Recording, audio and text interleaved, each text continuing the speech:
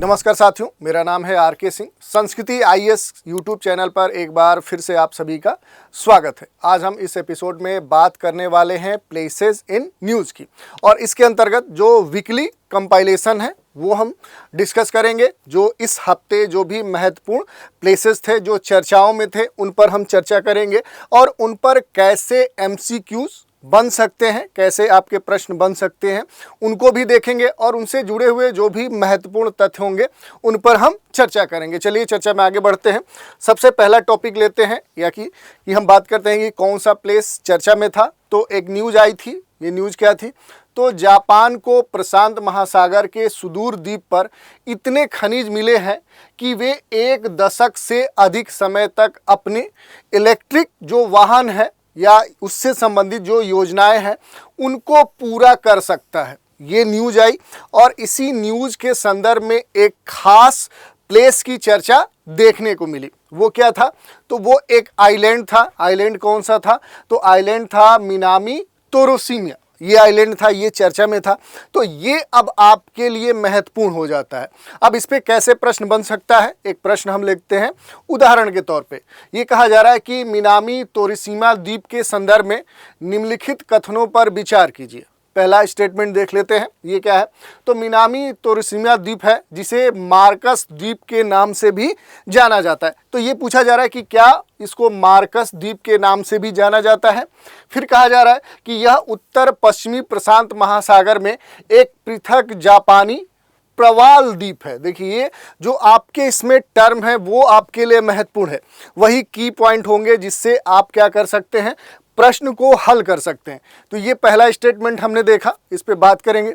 दूसरा जो स्टेटमेंट है वो है कि द्वीप का निर्माण एक उभरी हुई प्रवाल भित्ति से हुआ है। देखिए, ये काफ़ी महत्वपूर्ण प्रश्न इस पे बन सकता है। तीसरा स्टेटमेंट है कि यह जापान का सबसे पूर्वी क्षेत्र है और प्रशांत प्लेट पर जापान ट्रेंच के बाद एकमात्र जापानी क्षेत्र है। यानी ये कहने का मतलब है कि यहाँ पर जो पैसिफिक प्लेट का ट्रेंच है उस क्षेत्र के दृष्टिकोण से देखें तो ये जो आइलैंड है ये जापान द्वीप समूह या उसके प्रशासन के अधीन आने वाला सबसे पूर्वी आइलैंड है। तो देखिए, ये 3 द्वीप दिए गए हैं। अगर हम बात करें तो पहला जो स्टेटमेंट है वो कह रहा है कि इसे मार्कस द्वीप के नाम से जाना जाता है। तो ये बिल्कुल सही है कि जो ये मिनामी जो तोरोशिमा आइलैंड है इसको एक दूसरे नाम से भी जाना जाता है। और ये कहाँ पर आपको देखने को मिलेगा? तो ये प्रशांत महासागर क्षेत्र में देखने को मिलेगा। और ये मूल रूप से क्या है कि जापान का एक प्रवाल द्वीप है। और ये भी सही है कि इसका जो निर्माण हुआ है वो उभरी हुई जो प्रवाल कह सकते हैं, जो भित्ति है, कोरल रीफ है, उसी से इसका निर्माण हुआ है। और ये जापान का सबसे पूर्वी कह सकते हैं कि उसके द्वारा प्रशासित क्षेत्र है या उसके अधिकार में आने वाला क्षेत्र है। तो ये तीनों स्टेटमेंट क्या है? ये तीनों स्टेटमेंट आपके सही हो जाएंगे। तो उपर्युक्त कथनों में से कौन सा से सही है? तो आपका जो सही विकल्प हो जाएगा वो डी हो जाएगा। अब थोड़ा सा इस आइलैंड के बारे में देख लेते हैं कि आखिर इसका लोकेशन है कहाँ, इसकी भौगोलिक अवस्थिति अगर हम विश्व मानचित्र पे आए तो वहाँ पर हम कहाँ देख सकते हैं। देखिए, ये क्या है कि ये मैप है। यहाँ पर अगर आएंगे तो ये पूरा क्या है कि जापान द्वीप समूह है, बहुत सारे जो जापान के अंतर्गत आने वाले जो उसके आइलैंड है वो है। और इसी में आप आएंगे तो यहाँ पर जापान द्वीप समूह से अगर दक्षिण पूरब की तरफ आएंगे तो यहीं पर ये आइलैंड आपको देखने को मिलेगा। आप देख सकते हैं कि इसकी जो अवस्थिति है ये पैसिफिक ओशियन वाला जो रीजन है यहाँ पर देखने को मिलेगा। ये मूल रूप से एक प्रवाल द्वीप है और इसी कारण से, और इसकी कुछ महत्वपूर्ण जो विशेषताएं हैं उनको भी अगर हम देखें तो सबसे पहली बात कि इसका जो लोकेशन है वो क्या है?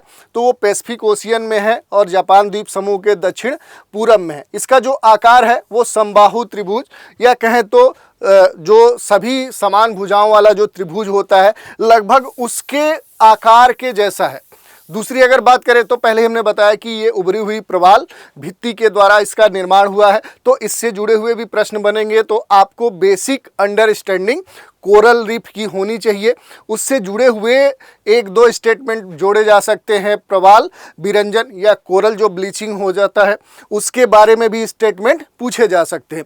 अगर इस पूरे क्षेत्र की बात करें कि यहाँ पर क्लाइमेट कैसा है, तो यहाँ पर जो क्लाइमेट है वो उष्णकटिबंधी और उपोष्ण कटिबंधी देखने को मिलता है, यानी यहाँ पर ट्रॉपिकल और टेम्परेट क्लाइमेट दोनों देखने को मिलता है। तो ये आपके लिए महत्वपूर्ण हो सकता है। अगला टॉपिक हम देख लें। टॉपिक देखने से पहले अगर इसको थोड़ा सा और डिटेल में देखें तो वही जो इमेज था उसी का क्या है कि ये एक बड़ा कह सकते हैं इमेज है और इस आइलैंड को दिखाया गया है। अगला प्लेस हम देखने के संदर्भ में न्यूज़ को देखते हैं।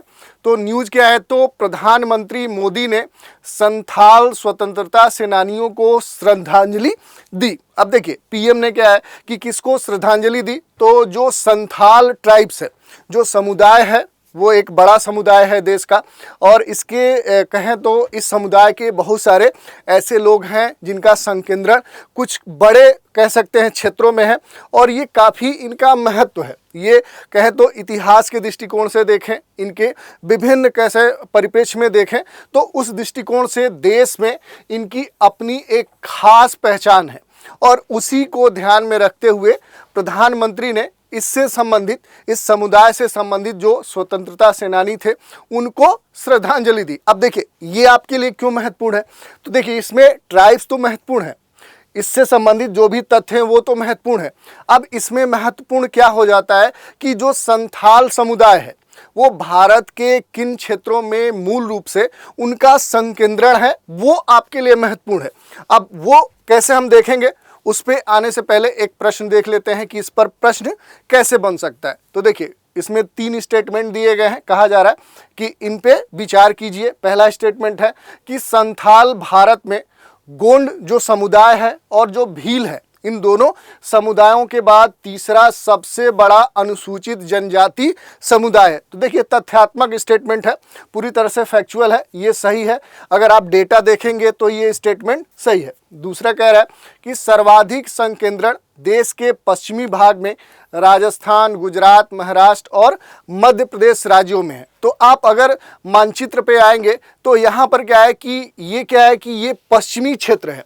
अगर भारत की बात करें तो ये सारे पश्चिमी राज्य हैं, लेकिन अगर हम संथाल जो समुदाय है, अगर इनके जनसंख्या की बात करें कि इस समुदाय के लोग मूल रूप से भारत के किन क्षेत्रों में देखने को मिलते हैं, तो ये स्टेटमेंट गलत होगा, क्योंकि जो संथाल है वो मूल रूप से अगर देखें तो झारखंड, पश्चिम बंगाल, उड़ीसा और इधर बिहार वाला जो क्षेत्र है, यानी कि पूर्वी जो स्टेट हैं वहाँ पर देखने को मिलते हैं।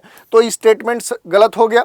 तीसरा स्टेटमेंट है कि ओई चिकी लिपि में लिखी जाने वाली संथाली को संविधान की 8वीं अनुसूची में अनुसूचित भाषाओं में से एक माना गया है। तो देखिए ये स्टेटमेंट पूरी तरह से सही है, क्योंकि जो ओई चिकी लिपि है इसमें लिखी जाने वाली जो संथाली है उसको संविधान की 8वीं जो अनुसूची है उसमें क्या है कि अनुसूचित भाषाओं में रखा गया है। तो ये स्टेटमेंट सही हो जाएगा। तो आपके जो स्टेटमेंट सही होंगे वो पहला और तीसरा होगा। अब इसी में अगर हम बात करें कि जो संथाल है तो थोड़ा सा देख लेते हैं संथाल जो समुदाय है आखिर ये कहाँ पर ज़्यादा इनके जनसंख्या भारत में देखने को मिलती है। तो जो पूर्वी राज्य हैं बिहार, झारखंड, पश्चिम बंगाल, उड़ीसा, यहाँ पर मूल रूप से जो छोटा नागपुर पठारी क्षेत्र है वहाँ पर इनका संकेंद्रण देखने को मिलता है। ये मूल रूप से अगर बात करें तो खाना बदोश पहले ये जाति थे, लेकिन बाद में अलग अलग क्षेत्रों में जाकर ये बस गए। अगर इनके लैंग्वेज की बात करें, भाषा की बात करें, तो इनकी जो भाषा है वो संथाली है, और जो मुंडा यानी कि जो ऑस्ट्रो एशियाटिक है उसी भाषा से ये इस भाषा का विकास हुआ है। इसमें अगर हम बात करें कि जो ओई चिकी लिपि है इसमें लिखी जाने वाली जो संथाली है उसको संविधान की 8वीं अनुसूची में अनुसूचित भाषाओं में से एक माना गया है, जो आपका तीसरा स्टेटमेंट दिया गया था जो हमने बोला कि सही है। इसके अलावा अगर हम बात करें तो इनके जो पोशाक होते हैं वो रंग बिरंगे होते हैं।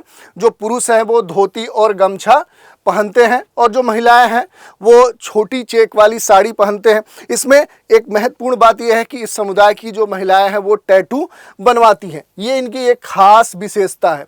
ये बहुत सारे इनके नृत्य और इनके जो पोशाक है, इनके जो घर है, उनसे जुड़े हुए भी आपके प्रश्न पूछे जा सकते हैं। अब इसमें सबसे जो महत्वपूर्ण था, जो हमने प्रश्न देखा, उसमें ये था प्लेसेस इन न्यूज़ में कि आखिर जो संथाल ट्राइब्स है, इसका जो मूल रूप से इस समुदाय के जो लोग हैं वो भारत के किन क्षेत्रों में रहते हैं।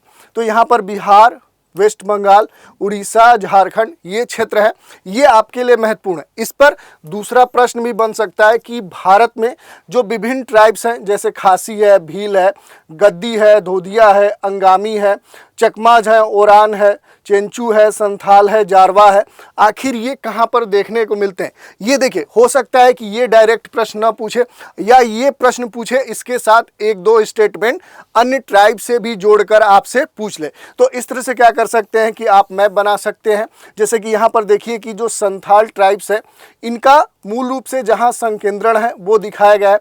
ऐसे ही अलग अलग, जैसे चेंचू है तो साउथ के ये जो क्षेत्र है यहाँ पर देखने को मिल सकता है। ये जो भील है ये आप देख सकते हैं। इसके अलावा जैसे गद्दी है तो कहाँ पर देखने को मिल सकता है, जम्मू कश्मीर वाले क्षेत्र में कौन सी ट्राइब्स मूल रूप से देखने को मिलती है। और इधर अगर बात करें तो जो पूरा नॉर्थ ईस्ट वाला जो रीजन है, यहाँ पर मूल रूप से कौन सी ट्राइब्स देखने को मिल सकती है, वो आपके लिए महत्वपूर्ण होता है। तो ये हमने देख लिया। अगला टॉपिक देख लेते हैं। न्यूज़ क्या है, तो हाल ही में पेंच बाघ अभयारण्य ने जंगल की आग का जल्द पता लगा लेने के लिए एक उन्नत कृत्रिम बुद्धिमत्ता, यानी जो AI कह सकते हैं टेक्नोलॉजी है, जो प्रणाली है, उसकी शुरुआत की है। अब देखिए, ये न्यूज़ आई, ये कह सकते हैं कि एक प्रारंभ किया गया इस टेक्नोलॉजी का, इस प्रणाली का। लेकिन आपके लिए जो महत्वपूर्ण हो जाता है वो प्लेसेस इन न्यूज़ में हो जाता है कि जो पेंच बाघ अभयारण्य है, ये महत्वपूर्ण हो जाता है। तो ये आपको जानना होगा कि आखिर ये कहाँ पर है, इसके बारे में जो बेसिक जानकारी है वो आपको होनी चाहिए। इस पर कैसे प्रश्न बन सकते हैं वो देख लेते हैं। प्रश्न है कि पेंच बाघ अभयारण्य के संदर्भ में निम्नलिखित कथनों पर विचार कीजिए। पहला स्टेटमेंट है कि इसका नाम पेंच नदी के नाम पर रखा गया है, जो अभयारण्य के माध्यम से या कहें तो उत्तर से दक्षिण की ओर यहाँ पर देखने को मिलता है। यही नहीं, अगर हम बात करें तो यह अभयारण्य मध्य प्रदेश के सिवनी और छिंदवाड़ा जिलों में सतपुड़ा पहाड़ियों के दक्षिणी छोर पर स्थित है और महाराष्ट्र के नागपुर जिले में एक अलग अभयारण्य के रूप में इस समय इसका विस्तार जारी है। तो देखिए, ये दोनों स्टेटमेंट सही हो जाएंगे, क्योंकि ये जो अभयारण्य है, इसका जो नाम पड़ा है वो किस नदी के नाम पर पड़ा है, तो जो पेंच नदी है उसी के नाम पर इसका नाम रखा गया है। और ये कहाँ अपवाहित होती है, किस दिशा में अपवाहित होती है, तो वो भी यहाँ पर दिया गया है। तो ये दोनों स्टेटमेंट क्या हो जाएंगे, आपके सही हो जाएंगे। अब देखिए, इसमें थोड़ा सा अगर तथ्यात्मक चीज़ों की बात करें कि आखिर जो पेंच बाघ अभयारण्य है, तो पहले ही बताया कि ये किस नदी के नाम पर इसका नाम रखा गया है। इसके अलावा आपको ये देखना होगा कि इसकी लोकेशन कहाँ पर है, मानचित्र पर इसकी अवस्थिति आपको पता होनी चाहिए। और अगर हम बात करें तो ये जो अभयारण्य है, इसमें इंदिरा प्रियदर्शनी पेंच राष्ट्रीय उद्यान, दूसरा पेंच मोंगली अभयारण्य और एक बफर भी जोन शामिल है। तो ये भी आपके लिए महत्वपूर्ण है। अगर बात करें कि इस अभयारण्य में मूल रूप से कौन से जीव देखने को मिलते हैं, तो यहाँ पर चीतल है, सांभर है, नीलगाय है, गौर है, या जो जंगली सुअर है वो बड़ी संख्या में देखने को मिलते हैं। और इस अगर अभयारण्य की बात करें तो यहाँ पर मूल रूप से पर्णपाती वन आपको देखने को मिल सकते हैं। तो इस पेंच अभयारण्य के अंतर्गत आपके प्रश्न के अंतर्गत बहुत सारे तथ्य ऐसे पूछे जा सकते हैं। अगला न्यूज़ ले लेते हैं। ये न्यूज़ क्या है, तो यह है कि हम बलपूर्वक यथास्थिति बदलने की एक तरफा कार्रवाई का विरोध करते हैं। ये कौन बोला है, तो भारत के संदर्भ में ये कहें तो भारत की तरफ से ये स्टेटमेंट आया। दक्षिणी चीन सागर में जो लगातार चीन के द्वारा और वहाँ पर जो तनाव देखने को मिल रहा है, उसी के संदर्भ में भारत के द्वारा ये रिएक्शन आया है, ये प्रतिक्रिया आया है। और इस कारण से जो चीन सागर है, जो चाइना सी है, ये चर्चाओं में है और ये प्लेसेस इन न्यूज़ के अंतर्गत आपके लिए महत्वपूर्ण हो जाता है। अब इस पर थोड़ा सा देख लेते हैं कि कैसे प्रश्न इस पर बन सकते हैं। तो देखिए, दक्षिण चीन सागर के संदर्भ में निम्नलिखित कथनों पर विचार कीजिए। पहला स्टेटमेंट है, यह दक्षिण पूर्व एशियाई मुख्य भूमि की सीमा बनाती है। ये स्टेटमेंट आपका सही है, दूसरा, यह पश्चिमी प्रशांत महासागर की एक शाखा है, तो ये भी सही है। तीसरा स्टेटमेंट है कि यह ताइवान जल डमरू मध्य द्वारा, यानी कि जो स्टेट है, जो ताइवान स्टेट या जल संधि है, इसके द्वारा पूर्वी चीन सागर से तथा लुजोन जल संधि के द्वारा फिलीपींस सागर, यानी दोनों प्रशांत महासागर के जो सीमांत समुद्री क्षेत्र है, इनके द्वारा ये जुड़ा हुआ है। तो ये क्या है कि तीनों स्टेटमेंट ही आपके सही है। अब इसको थोड़ा सा मैप पे हम देख लेते हैं। तो देखिए ये क्या है कि ये वाला जो आपका पूरा क्षेत्र है, ये क्या है कि यहाँ पर चीन सागर क्षेत्र है। इसको लेकर अगर हम बात करें तो इसके बहुत सारे ऐसे क्षेत्र हैं जिसको लेकर यहाँ आसपास के जो देश हैं उनके बीच में अक्सर विवाद देखने को मिलता है। और यही कारण है कि इस क्षेत्र के संदर्भ में भारत ने अपनी प्रतिक्रिया दी। क्यों दी? क्योंकि भारत के लिए भी ये क्षेत्र क्या है, काफ़ी महत्वपूर्ण हो जाता है। क्योंकि इस क्षेत्र के द्वारा क्या है कि बड़े स्तर पे व्यापार होता है। अगर हम बात करें ट्रेड की, तो विश्व का जो कुल व्यापार होता है उसका लगभग क्या है कि 30% क्या है कि इस क्षेत्र से होता है। और ये मूल रूप से अगर हम देखें तो इधर जो प्रशांत महासागर है उससे जुड़ने का एक महत्वपूर्ण मार्ग है। रिसोर्स की बात करें तो ये पूरा जो क्षेत्र है, ये ऑयल, नेचुरल गैस और अन्य जो संसाधन हो सकते हैं उनके दृष्टिकोण से भी काफ़ी महत्वपूर्ण है। यही नहीं, अगर हम सामरिक स्थिति की बात करें, स्ट्रेटजिक लोकेशन की बात करें, तो उस दृष्टिकोण से भी क्या है कि ये क्षेत्र भारत के लिए महत्वपूर्ण है। यही कारण है कि इस क्षेत्र को लेकर भारत ने अपनी प्रतिक्रिया व्यक्त की है कि इस क्षेत्र पर किसी एक के द्वारा मनमानी नहीं की जा सकती। इसका हम विरोध करते हैं और आने वाले समय में ये भी हो सकता है कि इस क्षेत्र में भारत अपनी उपस्थिति दर्ज करा सकता है। अब देखिए यहाँ पर बहुत सारे लोकेशन हैं। जैसे सबसे पहली बात तो ये है कि यहाँ पर जो आइलैंड है, इनकी जो उपस्थिति है, इनका जो क्रम है, ये आपके लिए महत्वपूर्ण हो सकता है। तो ये सारे जो आइलैंड है ये आपको देखने हैं। यहाँ पर जो कंट्रीज़ हैं उनकी जो अवस्थिति है वो आपके लिए महत्वपूर्ण है। इसके अलावा अगर हम बात करें कि यहाँ कौन से तथ्य हैं जो आपके लिए महत्वपूर्ण है, तो यहाँ पर जो भी स्टेट्स हैं, जो जल संधियाँ हैं, वो आपके लिए महत्वपूर्ण है। जो द्वीप है, उनके जो क्षेत्र हैं, उनके जो जलीय क्षेत्र हैं, उनके आसपास जो उनके आइलैंड है, वो आपके लिए महत्वपूर्ण है। और यहाँ पर जो छोटे छोटे सागर हैं, इनका जो क्रम है वो आपके लिए महत्वपूर्ण है। जैसे लुजोन स्टेट का नाम आया, तो ये आपको देखना है कि जो लुजोन जल संधि है इसकी अवस्थिति कहाँ है। तो आप देखेंगे कि जो ताइवान है और ताइवान के नीचे आएंगे तो यहीं पर क्या है कि इधर जो ये लुजोन आइलैंड है, इन दोनों के बीच में क्या है कि ये लुजोन स्टेट आपको देखने को मिलेगा। इधर आएंगे तो स्टेट ऑफ मलक्का आपको देखने को मिलेगा। ये कहाँ पर है? तो मलेशिया। और इधर क्या है कि ये जो यहाँ पर पूरा इंडोनेशिया वाला क्षेत्र है, उसका जो सुमात्रा आइलैंड है, उसी के बीच में ये आपको स्टेट देखने को मिलेगा। तो ये सारे लोकेशंस आपके लिए महत्वपूर्ण है। अब कुछ अन्य तथ्य भी देख लें कि आखिर यहाँ से जुड़े हुए कौन से तथ्य आपको देखने को मिल सकते हैं। तो पहले हमने बताया कि यहाँ पर जो द्वीपीय क्षेत्र हैं या जो अन्य देश हैं, उनकी उपस्थिति, उनका जो लोकेशन है वो आपके लिए महत्वपूर्ण है। तो जो चीन सागर है, इससे लगने वाले जो महत्वपूर्ण देश हैं, उसमें सबसे बड़ा जो देश है वो आपको इधर क्या है कि चीन देखने को मिलेगा। उसके बाद क्या है कि फिर Taiwan, Philippines, Malaysia, Indonesia, Brunei, ये सारे क्या है, वियतनाम आपको देखने को मिल सकते हैं। तो इनकी जो यहाँ पर लोकेशन है वो आपके लिए महत्वपूर्ण है। यही नहीं, यहाँ पर आएंगे तो जो ताइवान जल डमरू मध्य है, इसके द्वारा पूर्वी चीन सागर से तथा जो लुजोन स्टेट है इसके द्वारा फिलीपींस सागर से क्या है कि ये जो चीन सागर है ये जुड़ जाता है। तो ये भी आपके लिए महत्वपूर्ण है। और दक्षिणी चीन सागर और पूर्वी चीन सागर मिलकर क्या है कि मूल रूप से चीन सागर का निर्माण करते हैं। तो ये महत्वपूर्ण है। इसके अलावा अगर हम बात करें तो दो प्रमुख द्वीप समूहों को यहाँ पर आप देखेंगे तो पार्सेल द्वीप समूह आपको देखने को मिलेगा। ये आइलैंड है और यहाँ पर स्प्रेटली आइलैंड है। इन दोनों को लेकर भी अक्सर विवाद देखने को मिलता है। तो इनकी जो लोकेशंस है, ये चूँकि क्या है कि रणनीतिक इनकी क्या है कि यहाँ पर लोकेशन है और सामरिक दृष्टिकोण से या यहाँ पर इस क्षेत्र में उपस्थिति के अनुसार अगर देखें तो ये महत्वपूर्ण है। तो ये भी आपको जानना है। पहले हमने बताया कि इस क्षेत्र से विश्व का जो ट्रेड होता है उसका लगभग 10%, यानी कि लगभग 10% से लेकर 30% तक क्या है कि इसी क्षेत्र से होता है। इस कारण से ये जो पूरा क्षेत्र है ये महत्वपूर्ण हो जाता है। मूल रूप से क्या है कि यहाँ से कच्चे तेल का ट्रेड होता है। इस कारण से इस पूरे क्षेत्र में क्या है कि यहाँ पर जो चीन है ये अपना प्रभुत्व स्थापित करना चाह रहा है। और यहाँ पर कई सारे, अगर हम बात करें तो बंदरगाह है, पोर्ट है, वो क्या है तो हांगकांग, सिंगापुर और जो दक्षिणी ताइवान है, ये क्या है कि यहाँ के कुछ महत्वपूर्ण पोर्ट हैं। तो ये आपको ध्यान रखना है।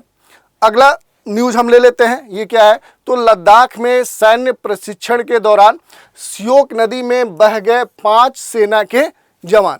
तो देखिए, न्यूज़ तो आपने देखा ही होगा।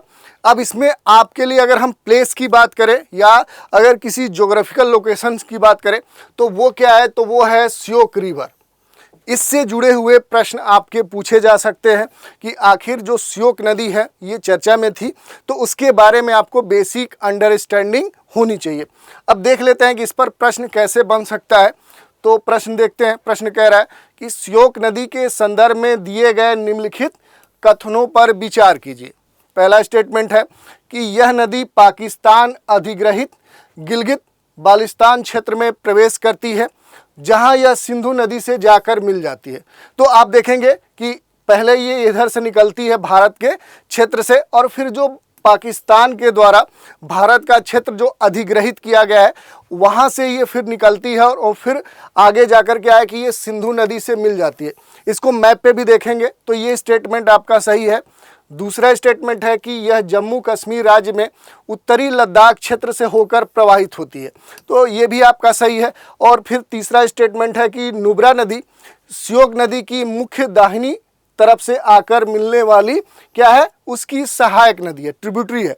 ये भी सही है क्योंकि इधर से क्या है कि नुब्रा नदी आती है और आकर क्या है कि इससे मिल जाती है। तो दाहिनी तरफ से आप देखेंगे कि इधर से श्योक नदी आ रही है, इधर से नुब्रा आकर मिल जाती है। तो तीनों स्टेटमेंट ही सही हो जाएंगे। अब इसको थोड़ा सा मैप पे देख लेते हैं। जैसे जो जो प्रश्न पूछे गए, ये देखिए क्या है कि यहाँ पर ये श्योक नदी आपको देखने को मिलेगी और दाएं तरफ से क्या है कि आकर नुब्रा इससे मिल रही है, और फिर श्योक क्या है कि आगे आकर इंडस यानी सिंधु नदी से मिल जा रही है। तो इस कारण से हम कह सकते हैं कि जो नुब्रा है वो श्योक की सहायक नदी है और जो श्योक नदी है वो फिर इंडस से आकर मिल रही है। तो श्योक क्या है कि वो सिंधु की सहायक नदी है।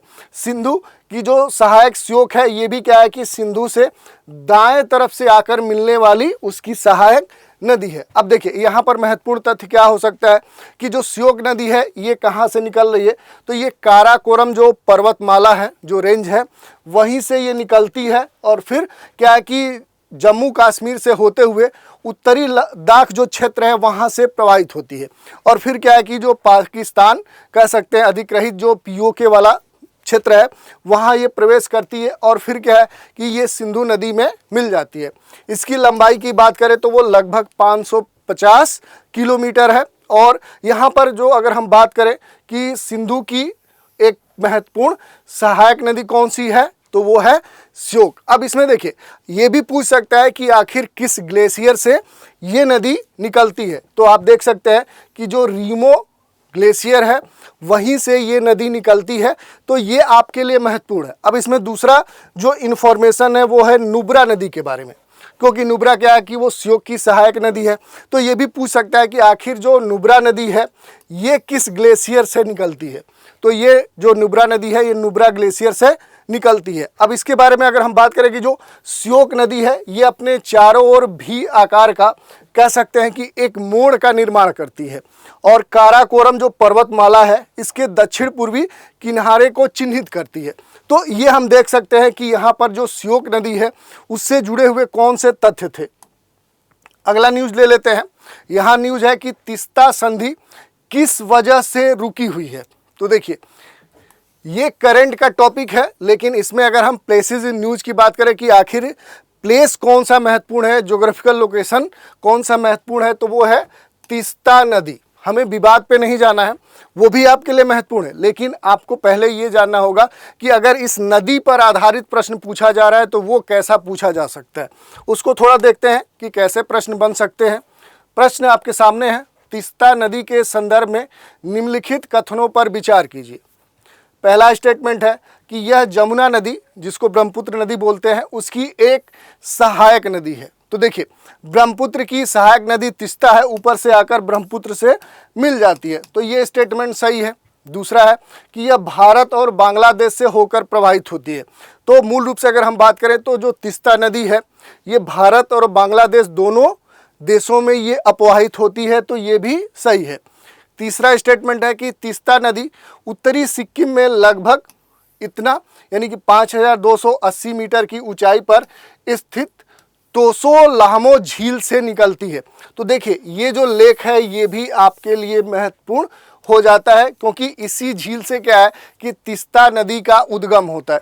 तो ये तीनों स्टेटमेंट ही सही है। तो कहा जा रहा है कि उपर्युक्त कथनों में से कौन सा से सही है, तो तीनों ही स्टेटमेंट सही है। अब देखिए, इसको थोड़ा सा मैप पे आप देख सकते हैं कि देखिए इधर से क्या है कि ब्रह्मपुत्र आ रही है और उसी में आकर तीस्ता नदी मिल जाती है। यही पूछा जा रहा है कि ब्रह्मपुत्र की ये सहायक नदी है, तो ये क्या है, स्टेटमेंट सही है। इसके अलावा अगर बात करें तो इसकी जो उत्पत्ति है वो उत्तरी सिक्किम में लगभग क्या है कि 5280 मीटर की हाइट पर जो ये क्या है तोसो लामो जो झील है यहीं से होती है। तो ये भी पहले ही हमने देख लिया। इसके अलावा बात करें तो इसके बाद यह क्या है कि दक्षिण की ओर, यानी कि नीचे की ओर बहती है और फिर क्या है कि आगे बढ़ते हुए दार्जिलिंग, भारत के जो पश्चिम बंगाल वाला जो कहे डिस्ट्रिक्ट है वहीं से ये प्रवाहित होती है और फिर पूर्व में जो शिवालिक की पहाड़ियां हैं उसके माध्यम से एक गहरी खाई का निर्माण करती है और फिर क्या है कि दक्षिण पूर्व की ओर मुड़कर सिवो खोला जो दर्रा है वहां से होकर फिर ये पश्चिम बंगाल के जो मैदानी क्षेत्र है वहां पर ये प्रवेश करती है। अब इसमें महत्वपूर्ण बात ये हो जाता है कि ये अक्सर विवादित क्यों है। विवाद होने के पीछे यही कारण हो सकता है कि इसका अपना कोई सिग्निफिकेंस हो, यानी इसका कोई अपना इंपॉर्टेंस हो, महत्व हो। अगर इसके महत्व की बात करें कि आखिर इस नदी का क्या सिग्निफिकेंस है, तो जो तीस्ता नदी है ये बांग्लादेश की जो सीमा पार नदियां हैं उनमें चौथी सबसे लंबी नदी है और इसका बाढ़ क्षेत्र क्या है कि बांग्लादेश में लगभग क्या है कि 2750 वर्ग किलोमीटर क्षेत्र में फैला हुआ है। अक्सर क्या है कि एक बड़ी नदी है, इसके जल क्षेत्र का उपयोग बांग्लादेश में भी होता है। ये अलग बात है कि इसके द्वारा वहां पर बाढ़ की भी स्थिति देखने को मिलती है, लेकिन दोनों देशों के बीच में अगर जल बंटवारे को देखें तो उसको लेकर अक्सर विवाद देखने को मिलता है कि भारत कहता है कि इस पर हमारा अधिक अधिकार है, बांग्लादेश कहता है कि उसका अधिक अधिकार है। इसको लेकर अक्सर ये विवादित रहती है। अब इसमें अगर हम बात करें कि जो तीस्ता नदी है इसकी कौन सी महत्वपूर्ण सहायक नदियां हैं, तो ये आपसे पूछ सकता है। ये देखिए तीस्ता नदी आ रही है और इसकी जो महत्वपूर्ण सहायक नदियां हैं उसमें अगर हम बात करें तो बाएं तरफ से आकर जो मिलने वाली नदियां हैं उसमें क्या है कि लाचुंग है, चाकुंग है, दिक माता है, रानी खोला है और पांचवा है रंगपो। इसी के अलावा अगर दाएं तट से आने कर मिलने वाली जो नदियां हैं उसमें जेमछू है, रंगयोप है, रंगीत नदी है। ये जो रंगीत नदी है ये अक्सर चर्चाओं में रहती है, तो इससे जुड़े हुए भी प्रश्न आपके पूछे जा सकते हैं। अगला टॉपिक है हिमाचल प्रदेश के मणिकरण के पास पार्वती नदी में पर्यटक बह गए। देखिए, जो हिमाचल प्रदेश में प्रवाहित होने वाली जो पार्वती नदी है उसमें क्या है कि वहाँ पर घूमने गए जो पर्यटक थे, जो टूरिस्ट थे, वो क्या है कि उसमें बह गए। तो ये एक दुर्घटना देखने को मिली। लेकिन अब इसमें आपके लिए क्या महत्वपूर्ण हो जाता है, तो यहाँ पर जो पार्वती नदी है, ये जो रिवर है, ये आपके लिए महत्वपूर्ण है। स्वर्ग के बारे में थोड़ा सा अगर हम देखें तो इस पर कैसे प्रश्न बन सकता है, तो प्रश्न देखते हैं। प्रश्न है कि निम्नलिखित कथनों पर विचार कीजिए, यह ब्यास नदी की एक महत्वपूर्ण सहायक नदी है। तो देखिए, यहाँ पर अगर हम बात करेंगे कि यहाँ पर जो पार्वती नदी है ये किसकी सहायक नदी है, तो ये आगे चलकर क्या है कि ब्यास नदी से मिल जाती है। तो ये स्टेटमेंट हुआ। दूसरा क्या है कि यह नदी महान हिमालय के पश्चिमी ढलान पर पिन पार्वती दरवे के नीचे जो यहाँ पर मंतलाई ग्लेशियर है वहीं से ये निकलती है। तो यहाँ पर अगर पार्वती नदी की बात करें तो इसका जो उद्गम होता है, जो ग्रेटर हिमालय क्षेत्र है उसके ढलान वाले क्षेत्र पे आएंगे तो यहीं पर जो पिन पार्वती जो पास है, जो दर्रा है, वहाँ पर जो मंतलाई हिमनद है वहीं से ये उत्पन्न होती है और फिर आगे आकर ये ब्यास नदी से मिल जाती है। तो यहाँ पर देखेंगे तो तीनों स्टेटमेंट क्या है, सही है। तो आपका जो सही विकल्प हो जाएगा वो 1, 2 और 3। अब देखिए इसको थोड़ा सा मैप पे हम देख लेते हैं कि आखिर पार्वती नदी कहाँ पर हमें देखने को मिलेगी। ये देखिए क्या है कि ये ब्यास नदी है, ठीक है। अब ब्यास से क्या है कि इधर से पार्वती नदी आकर मिल जाती है। तो ब्यास से उसके बाएं तरफ से आकर मिलने वाली कौन सी नदी है, तो यहीं पर आपको पार्वती नदी देखने को मिलेगी। इसी की चर्चा हो रही है, जिसके बारे में जो भी महत्वपूर्ण तथ्य थे वो हमने देख लिए। अब इसमें अगर हम बात करें कि यहाँ पर हिमाचल प्रदेश में आएंगे तो यहाँ पर दो बड़े क्षेत्रों का निर्माण ये नदी करती है। कौन सा, तो यहाँ पर मलाड़ा और जो मणिकरण है इसके बड़े सुरम्य क्षेत्र का निर्माण ये नदी करती है। और इस नदी के तट पे दो महत्वपूर्ण जो प्लेस हैं वो भी है आपके लिए महत्वपूर्ण है। जो मणिकरण है, जो अगर हम बात करें तो जियोथर्मल एनर्जी के दृष्टिकोण से महत्वपूर्ण है। दूसरा क्या है कि यहाँ पर जो खीर गंगा है, यहाँ दोनों ये जो प्लेस हैं ये आपके लिए महत्वपूर्ण है। क्यों है, तो ये भूतापी झरने हैं। जियोथर्मल अगर बात करें, हॉट स्प्रिंग है, यहाँ से हमेशा गर्म जल स्रोत या गर्म जल निकलते रहता है और इस कारण से ये आपके लिए महत्वपूर्ण हो जाता है। तो ये हमने देख लिया। अब इसमें क्या है कि अगर ये भी आपसे पूछ ले कि जो पार्वती नदी है इसकी कौन सी महत्वपूर्ण सहायक नदी है, इतने डेप्थ में नहीं जा सकता, लेकिन तब भी अगर देखना चाहे तो आपको मलाड़ा देखने को मिलेगी, मणिकरण देखने को मिलेगा, रसोल। तो ये कुछ क्या है कि इसकी महत्वपूर्ण सहायक नदियां हैं। अब अगला टॉपिक हम देख लेते हैं जिसमें कौन सा प्लेस आपके लिए महत्वपूर्ण है। तो ये न्यूज़ थी कि इससे पहले जून में बढ़ते समुद्री स्तर की चिंताओं के कारण पनामा के गुनायाला प्रांत के गार्डी सुगदूब द्वीप से लगभग 300 परिवारों को स्थानांतरित किया गया है। अब देखिए एक क्षेत्र है जहां से क्या है कि बड़ी संख्या में वहां पर रहने वाले जो लोग हैं उनको स्थानांतरित किसी दूसरे स्थान पे किया जा रहा है। ये कहां पर किया जा रहा है, तो एक द्वीप है सुगदूब द्वीप। ये आपके लिए महत्वपूर्ण हो जाता है कि ये जो आइलैंड है ये इसलिए महत्वपूर्ण हो जाता है कि जो बड़े स्तर पे जलवायु परिवर्तन के परिणाम देखने को मिल रहे हैं उसका परिणाम यहाँ पर देखने को मिल रहा है, जहाँ पर बड़े स्तर पे लोगों को हटाया जा रहा है। अब देखिए अगर इसके हम प्लेस की बात करें कि इस पर कैसे प्रश्न आपके पूछे जा सकते हैं, प्रश्न देख लेते हैं। प्रश्न है कि गार्डी सुगदूब द्वीप के संदर्भ में दिए गए कथनों पर विचार कीजिए। पहला कथन है कि यह कैरेबियन सागर में एक छोटा सा द्वीप है, देख लेंगे। दूसरा स्टेटमेंट है कि ऐसा अनुमान है कि 2050 तक, वर्ष 2050 तक आसपास के द्वीपों से निवासियों का पलायन हो जाएगी। ये जो पूरा क्षेत्र है ये क्या होगा कि जलमग्न हो सकता है। इस कारण से एक अनुमान लगाया जा रहा है कि 2050 तक यहाँ के आसपास के जितने आइलैंड हैं वहाँ से लोगों को हटाना पड़ सकता है, ये लोग विस्थापित हो जाएंगे। तीसरा स्टेटमेंट है कि पनामा कैरेबियन में स्थित है, जहाँ समुद्र का जो स्तर है वो औसत दर पे प्रति वर्ष 3 से लेकर 4 मिलीमीटर के दर से बढ़ रहा है।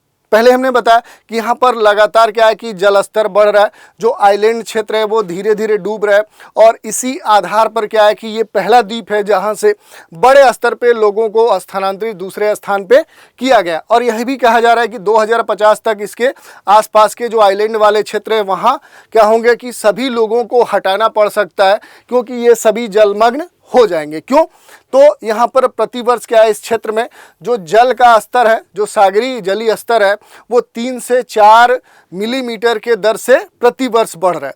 तो ये एक आंकड़ा आया है और इसके प्रभाव भी देखने को मिले हैं। जलवायु परिवर्तन के ये परिणाम है, वैश्विक स्तर पे जो कुछ चल रहा है उसका परिणाम अब हमें देखने को मिलने लगे हैं। इस पर प्रश्न आपके बन सकते हैं।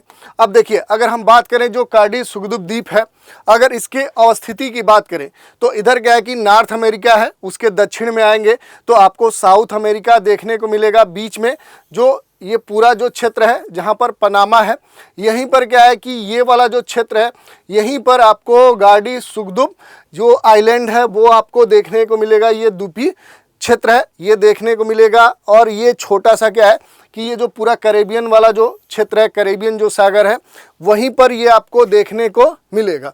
तो इसकी जो स्थिति है वो आपके लिए महत्वपूर्ण है।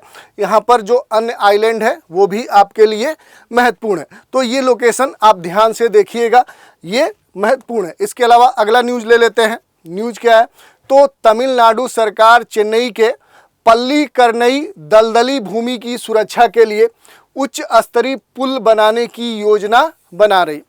ये एक न्यूज़ है कि यहाँ की जो सरकार है तमिलनाडु राज्य की, वो क्या है कि यहाँ पर जो एक मार्शलैंड है उसके लिए क्या है कि उसकी सुरक्षा की जा सके, उसके लिए यहाँ पर एक उच्च स्तरीय ब्रिज बनाने की तैयारी कर रहे हैं। तो देखिए यहाँ पर आपके लिए जो महत्वपूर्ण हो जाएगा वो हो जाएगा जो पल्ली करनई जो मार्शलैंड है वो आपके लिए महत्वपूर्ण हो जाएगा। इस पर प्रश्न आपके पूछे जा सकते हैं। कैसे प्रश्न बनेंगे वो देख लेते हैं। तो पल्ली करनई जो मार्शलैंड है, यहाँ पर जो कह सकते हैं कि ये इसकी जो अवस्थिति है इसके बारे में कुछ कथन दिए गए हैं। पहला कथन है भारत के रामसर स्थलों में से ये एक है, यानी भारत में जो भी चिन्हित जो यहाँ पर रामसर स्थल है उनमें ये शामिल है। दूसरा कथन है कि यह एक मीठे पानी का दलदल है, आंशिक रूप से क्या है कि ये खारा आर्द्र भूमि है। तो देखिए दोनों ही स्टेटमेंट सही है, क्योंकि भारत में जो भी यहाँ पर आर्द्र भूमि मेंशन है जो चिन्हित है उनमें से ये वाला जो मार्शलैंड क्षेत्र है ये शामिल है। दूसरा, ये मीठे पानी का एक दलदल है, या ये भी कहें तो आंशिक रूप से खारा आर्द्र भूमि है। और पहले हमने देखा कि भारत में जो भी रामसर स्थल है उनमें भी ये शामिल है। तो इसमें क्या होगा कि सभी कथन आपके सही हो जाएंगे। अब देखिए इसकी अगर अवस्थिति की बात करें तो चेन्नई के दक्षिण में आएंगे तो ये मार्शलैंड आपको देखने को मिलेगा। लगभग चेन्नई से क्या है कि 20 किलोमीटर अगर दक्षिण में आएंगे तो ये आपको देखने को मिलेगा। ये क्या है कि चेन्नई शहर में इस समय वर्तमान में उपस्थित अंतिम कह सकते हैं आर्द्र भूमि है, यानी कि अब ये एक बचा मात्र आर्द्र भूमि है। इसीलिए यहाँ की सरकार इसको संरक्षित करना चाह रही है, क्योंकि आर्द्र भूमि जो होती है उसके अपने सिग्निफिकेंस होते हैं, बहुत सारे कह सकते हैं। पर्यावरण के दृष्टिकोण से देखें तो इसका अपना महत्व होता है। यह बाढ़ प्रवण जो चेन्नई और जो चेंगलपट्टू जिले हैं वहाँ के लिए क्या है कि जली बफर के रूप में काम करता है। तो इस कारण से क्या है कि ये महत्वपूर्ण है। एक और तथ्य यहाँ महत्वपूर्ण है, ये जो पूरा यहाँ पर मार्शलैंड है इसके पूरब में आएंगे तो एक परिधि के रूप में यहाँ पर एक नहर देखने को मिलेगी जो कि क्या है कि मार्श बकिंघम नहर है। तो ये भी नहर कई बार पूछा गया है। और यही नहीं, जो कि पहले ही बोला गया कि ये मीठे जल का पूरा एक क्षेत्र है, या कहे तो आंशिक रूप से खारा आर्द्र भूमि क्षेत्र है। तो यहाँ पर दो नदियों का कह सकते हैं कि उपस्थिति हमें देखने को मिलती है। ये दोनों यहाँ की महत्वपूर्ण नदियाँ हैं। इसके अलावा और बात करें तो मार्श, ये जो पूरा यहाँ पर दलदली क्षेत्र है इसके कुछ हिस्से क्या है समुद्र तल से काफ़ी नीचे है और निम्न स्तरीय बेसिन ये कहलाते हैं, क्योंकि ये निचला बेसिन का निर्माण करते हैं। ये भारत के रामसर स्थल में शामिल है। यही नहीं, अगर हम बात करें कि यहाँ पर किस प्रकार का क्लाइमेट हमें देखने को मिलता है तो यहाँ पर क्या है कि उष्णकटिबंधीय क्लाइमेट देखने को मिलता है। तो ये महत्वपूर्ण है। इसके अलावा बंगाल की खाड़ी का जो प्रभाव है इस पूरे मार्श पर देखने को मिलता है। तो ये हमने देख लिया। इसी पर अगला न्यूज़ देख लेते हैं। अगली न्यूज़ है कि वैज्ञानिकों की एक टीम ने पश्चिमी असम के रायमोना राष्ट्रीय उद्यान में समुद्र तल से 96 मीटर ऊपर एक अकेला मुख्य भूमि यानी सीरो जो होता है उसको रिकॉर्ड किया। तो देखिए यहाँ सीरो के बारे में हमें नहीं जानना है, बल्कि हमें क्या जानना है कि ये जो क्षेत्र है यहाँ पर जो रायमोना राष्ट्रीय उद्यान है ये आपके लिए महत्वपूर्ण हो सकता है। और इस पर कैसे प्रश्न बन सकते हैं उसको हम देख लेते हैं। प्रश्न क्या बन सकता है तो रायमोना राष्ट्रीय उद्यान के बारे में निम्नलिखित कथनों पर विचार कीजिए। पहला स्टेटमेंट है कि यह भारत भूटान सीमा पर असम राज्य में अवस्थित है। तो देखिए अगर हम जाएंगे तो भारत का जो असम राज्य है जो नॉर्थ ईस्ट स्टेट है उसके और भूटान दोनों की सीमा के बीच में ये राष्ट्रीय उद्यान हमें देखने को मिलता है। तो ये स्टेटमेंट सही है। दूसरा स्टेटमेंट है कि यह संकोश नदी के साथ साथ भारत भूटान सीमा से पश्चिम बंगाल और असम की अंतर्राज्यीय सीमा से चिन्हित है, वहाँ लगता है। तो ये भी क्या है, ये भी सही है। तीसरा स्टेटमेंट क्या है कि रायमोना राष्ट्रीय उद्यान के पूर्वी भाग में सरल भंगा नदी जिसे भी कहा जाता है। तो देखिए ये कह रहा है कि इस राष्ट्रीय उद्यान के अगर हम पूरब में आएंगे, ईस्ट में आएंगे तो यहाँ पर एक नदी देखने को मिलेगी। कौन सी? सरल भंगा। और इस नदी को एक दूसरे नाम से भी जाना जाता है। किस नाम से? स्वर मंगा। तो ये दोनों तथ्य आपसे पूछे जा सकते हैं, काफ़ी डेप्थ तथ्य हो सकता है, फैक्ट्स हो सकता है। तो ये सही है। दूसरी अगर बात करें तो भूटान के सरफंग जिले से दक्षिण की ओर बहती है। तथ्य सही है, इतना डेप्थ नहीं आएगा। बेसिक तौर पे ये जानिए कि इस राष्ट्रीय उद्यान के पास कौन सी नदी है, क्योंकि पिछले वर्षों में क्या है कि जो भी राष्ट्रीय उद्यान है, इस उद्यान से बहने वाली जो नदी है या उसके आसपास जो जलीय क्षेत्र है, उन पर आधारित प्रश्न लगातार पूछे गए हैं। तो ये प्रश्न आपसे पूछा जा सकता है। तो इसमें जो रायमोना राष्ट्रीय उद्यान है उसके बारे में दिए गए जो तीनों कथन है, ये क्या है, ये तीनों कथन सही हैं। तो जो आपका सही विकल्प हो जाएगा कि सभी कथन सत्य हैं। अब देखिए थोड़ा सा अगर हम बात करें कि यहाँ पर रायमोना जो राष्ट्रीय उद्यान है वो कहाँ पर लोकेशन हमें देखने को मिलेगा, तो ये देखिए ये क्या है कि ये भूटान की बाउंड्री है और यहीं पर क्या है कि इससे असम की बाउंड्री लगती है और यहीं पर क्या है कि आपको रायमोना राष्ट्रीय जो उद्यान है ये आपको देखने को मिल सकता है। तो पहला जो कथन था वही पूछ रहा था कि ये इसकी अवस्थिति कहाँ पर है, तो ये आपसे पूछा जा सकता है। इसके अलावा अगर बात करें तो इसकी जो उत्तरी भाग, इसका जो उत्तरी क्षेत्र है वो भूटान के यहाँ पर फिबसू जो वन्य जीव अभयारण्य है उससे लगता है, उससे ये सीमा बनाता है। यही नहीं, इसके पश्चिम भाग में क्या है कि संकोश नदी आपको देखने को मिल सकती है। यही नहीं, जो ये राष्ट्रीय उद्यान है इसके पूरब में क्या है कि यहाँ पर सरल भंगा नदी आपको देखने को मिल सकती है, जिस पर एक स्टेटमेंट आपको दिया गया था। और इस क्षेत्र में आएंगे तो किस प्रकार के वेजिटेशन आपको देखने को मिल सकते हैं, तो आर्द्र साल जो वन है या जो यहाँ पर अर्ध सदाबहार जो वनस्पति होती है वो आपको देखने को मिल सकती है। जो सवाना वनस्पति है वो भी आपको देखने को मिल सकती है। तो इसकी ये कुछ खास विशेषता है। इस क्षेत्र में आएंगे, इस नेशनल पार्क में आएंगे तो यहाँ पर जो प्रमुख जीव जंतु देखने को मिलते हैं, अगर उनकी बात करें तो यहाँ पर गोल्डन जो लंगूर है, एशियाई जो हाथी है वो देखने को मिलते हैं, रॉयल बंगाल टाइगर देखने को मिलते हैं, यहाँ पर तेंदुए देखने को मिलते हैं। यही नहीं, जो भारतीय गौर है वो भी बड़ी संख्या में इस राष्ट्रीय उद्यान में हमें देखने को मिलते हैं। तो ये हमने देख लिया इससे जुड़े हुए जो भी महत्वपूर्ण तथ्य थे। अब हम बात कर लेते हैं भारत की जो सबसे बड़ी तेंदुआ सफारी बन्नेरघट्टा है वो क्या है कि खुल गई है। अब देखिए चूंकि ये क्या है कि तेंदुओं के संरक्षण के दृष्टिकोण से ये न्यूज़ आपको देखने को सुनने को मिली थी, लेकिन इसमें जो आपके लिए महत्वपूर्ण है वो क्या है कि यहाँ पर जो बन्नेरघट्टा जो पूरा ये इकोलॉजिकल या कहें तो यहाँ पर जो क्षेत्र है इसकी लोकेशन आपके लिए महत्वपूर्ण हो जाती है और इससे जुड़े हुए प्रश्न आपके पूछे जा सकते हैं। कैसे प्रश्न बन सकते हैं वो देख लेते हैं। प्रश्न है, बन्नेरघट्टा जैविक उद्यान के बारे में निम्नलिखित कथनों पर विचार कीजिए।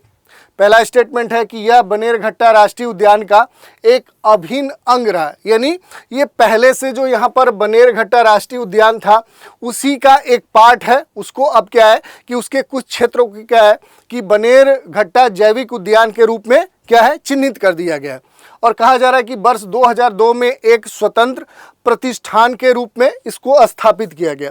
तो देखिए ये बिल्कुल सही है, क्योंकि पहले से जो बन्नेरघट्टा जो राष्ट्रीय उद्यान था उसी के एक खास क्षेत्र को क्या है चिन्हित किया गया। उसको कह सकते हैं कि पारिस्थितिकी पर्यटन के दृष्टिकोण से इस क्षेत्र को क्या है कि चिन्हित किया गया, बनाया गया। कब? तो 2002 में ये पूरा जो क्षेत्र है इसको चिन्हित किया गया। तो ये स्टेटमेंट आपका सही है। दूसरा है कि भारत का पहला जैविक उद्यान है जिसमें बाड़बंद बनी हाथी अभयारण्य अवस्थित है। तो ये भी सही है, क्योंकि इंडिया का ये पहला बायोलॉजिकल इस तरह का कह सकते हैं कि पार्क है जहाँ पर क्या है कि बाड़बंद बनी हाथी अभयारण्य भी अवस्थित है। तो इसमें क्या है कि दोनों कथन आपके सही हैं। अब इसको थोड़ा सा इसके बारे में तथ्य देख लेते हैं।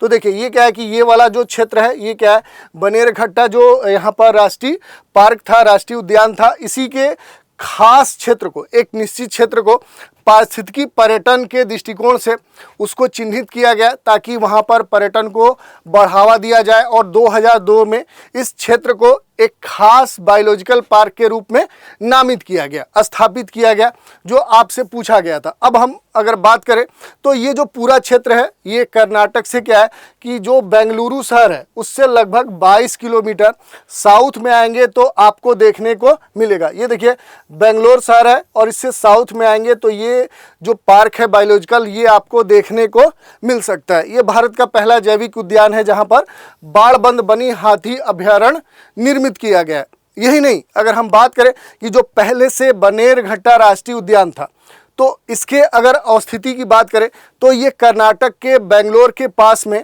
अनेकल श्रेणी की पहाड़ियों में स्थित है।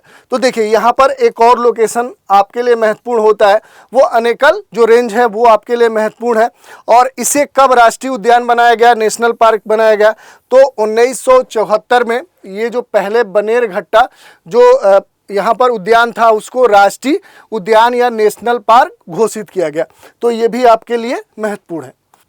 तो आज के इस एपिसोड में हमने पिछले हफ्ते जो भी महत्वपूर्ण प्लेसेस जो न्यूज़ में थे उन पर संक्षिप्त रूप से चर्चा की और उस पर कैसे एमसीक्यूज बन सकते हैं उन पर भी हमने बात कर ली। तो आज के इस एपिसोड में इतना ही। नए एपिसोड में फिर से कुछ जो महत्वपूर्ण प्लेसेस होंगे उन पर हम एक सीरीज लेके आएंगे। तो आज आप इस एपिसोड में हमारे साथ बने रहें, इसके लिए धन्यवाद।